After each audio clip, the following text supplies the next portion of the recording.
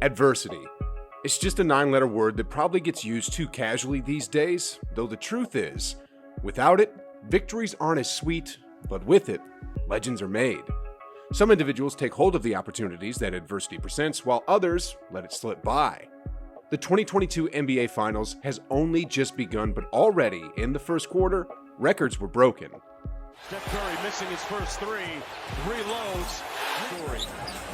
They leave Curry all alone, and that's behind the screen. Bunch of shooters and scorers. Williams looks at that. Curry behind the screen. Oh, they lost him again.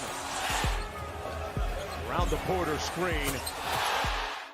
However, when the final buzzer rang, the Warriors found themselves with the shorter end of the stick. Territory. That is incredibly insane and And while the Boston Celtics may have won the first battle, they're about to soon find out that the war has only just begun. Losing Game 1 of the NBA Finals isn't the best case scenario, but it could be exactly what Steph Curry and the doctors ordered. I mean, Jordan and the Bulls lost Game 1 at home back in 1991, but then stormed back and won 4 straight games. Then, in 2001, Kobe and Shaq dropped Game 1 at the Staples Center, but then came back and just dominated the rest of the series. Then again, back in 2012, LeBron lost Game 1 of the Finals, only to come back and win 4 straight games. Steph Curry and the Golden State Warriors just got punched in the gut. I mean, they really did. With about 2 minutes or so left in the third quarter, they were up by 15 points. The game probability statistics gave them a 95% chance to win. 95%. Sheesh, guys. If I was a betting man, I would have put in all my chips and said, I'm all in, if I had these odds. But hey, sometimes even when you have pocket aces, your opponent could hit the turn and the river, and there's nothing you can do in these situations but just tip your hat, and that's exactly what happened in Game 1. But anyway, before I continue this video, I gotta give the Boston Celtics credit for winning this one. Despite a dismal shooting performance by their superstar Jason Tatum, they found a way to come back and win the game when the odds were heavily stacked against them. White. Good closeout by Curry. It didn't matter. Back to Horford for the lead. Boston up. Al Horford is proving to be big time, while Derek White showed that he could be more than just a role player. Kudos to the Celtics coaching staff for making the in-game adjustments, and overall, it was a clean, hard-fought game on both sides without any shenanigans. And with that out of the way, I want to go over some statistics of what it means to lose Game 1. So, historically, teams that win the first game of a best-of-7 series go on to win the series 76.6% of the time. That seems pretty bleak for the Warriors, right? Well, the truth is, also, according to the statistics, teams that win the first game of a best-of-7 series on the road only go on to win the series 52.6% of the time. So, although the Warriors dropped the first game at home, it's not bad at all. I mean, as per the numbers, it's still 50-50 right now for the series. Then next off, I want to get into how the Warriors lost. For all intents and purposes, the NBA is now a miss or make league. Sometimes you have cold shooting nights, sometimes you have average shooting nights, and then sometimes you have extremely hot shooting nights where nothing could stop you. Well, this was Boston's super hot shooting night. I mean, in that fourth quarter, they shot 9 for 12 from beyond the arc and 15 for 22 from the field overall. And over the course of the game, they shot 21 for 41 for three-point range, which is 51%. That's pretty outrageous, and in all likelihood, that won't be repeatable for the next game, or any games left in the series for that matter. Just for some context, in the Eastern Conference Finals against the Heat, the Celtics only shot the three ball 34.9%. Next off, I don't know about you, but I feel this loss is exactly what the Warriors needed. I mean, they literally breezed through the first 3 series, and this is the first time in these playoffs that they found themselves trailing a game. Getting a win would have been nice, but losing this game is going to put everyone in that locker room on full alert.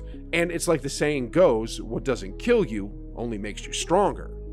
Golden State is going to be much more focused now that their backs are against the wall, and it's going to make them a much better basketball club. And the thing is, Steph Curry and the Warriors have proven this to be true in the past.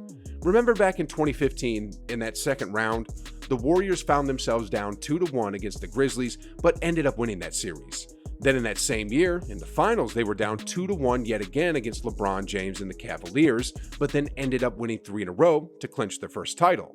Then, in 2016, in the Western Conference Finals, OKC came in and stole Game 1, then proceeded to take a commanding 3-1 lead in the Western Conference Finals, but the Warriors ended up winning that one as well. Then, back in 2018, the Warriors were down 3-2 against James Harden and the Houston Rockets, yet came back, won the series, and ended up winning back-to-back titles. 2019 was injury-riddled, so I won't even go there. Anyway, today the Warriors find themselves down 0-1 against the Boston Celtics, but the truth is, the Warriors are right where they want to be. For the next few games, I expect Klay Thompson, Jordan Poole, and Draymond Green to play a lot better. I mean, Steph was Steph this game, going 6 for 8 from three-point range to start off the first quarter, but I was surprised that aside from Wiggins, the rest of the starting unit didn't follow his lead. But I expect that to change for the next game, and I also expect Game 6 Klay to make an early appearance in Game 2. I mean, when Derek White and Al Horford both outscored Klay Thompson at home, I'm sure he's going to take that personally and up his game.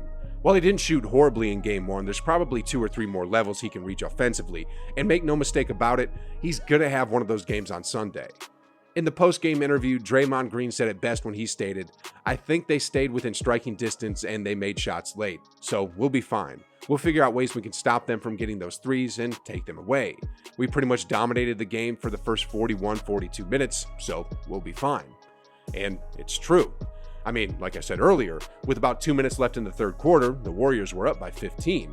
A few adjustments here and there by the coaching staff, and the Warriors will be in great position to win Game 2. The Celtics may have stolen home court advantage from the Warriors, but looking at their track record so far in the playoffs, they don't really have a home court advantage. They're 8-2 so far in the postseason while playing on the road, while they're only 5-4 while playing at home. In addition, whether it's from the field or from three-point range, the Boston Celtics have been shooting less efficiently while they're at home, and they turned the ball over more.